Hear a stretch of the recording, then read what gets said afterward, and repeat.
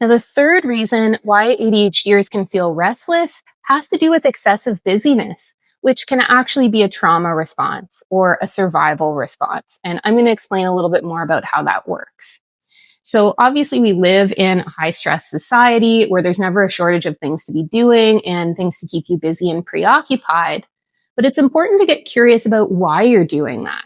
Why are you busy? And is there an aspect of emotional avoidance? So you might consider asking yourself, what am I afraid or concerned is going to happen if I do slow down?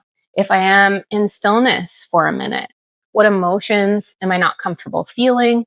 Or do I get overwhelmed because I notice that my mind is always racing? So what is it that you're really uncomfortable feeling if you slow down? And if that's part of what's motivating your excessive busyness, then there's a good chance an aspect of that is a trauma response. Now, ADHDers tend to have more trauma than the average person because you've been getting the message for your entire life that you're too much, that you're not enough, and that the way that you perceive the world, the way that you experience the world is wrong. So there's a lot of shame that gets internalized. There can be a lot of feelings of worthlessness. There can also be this really intense fear of failure.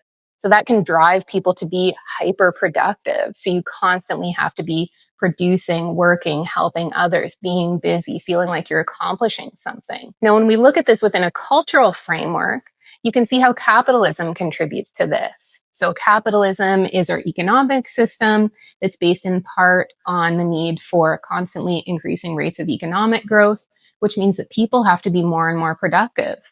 So one of the really unhealthy belief systems connected to capitalism is the idea that your worth is based on your productivity.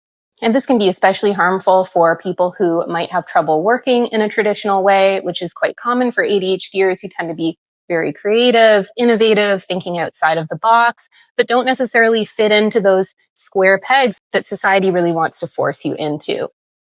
So again, you bump up against those feelings of shame and worthlessness, and then you feel like you have to overcompensate by being really productive and helpful. And it's not that there's anything inherently wrong with being productive and helpful, but it's more of what is driving this, and is there an element of emotional avoidance? And where are you losing freedom in your life to be more flexible and to tune into yourself and to really get curious about what is going to bring you joy in your life?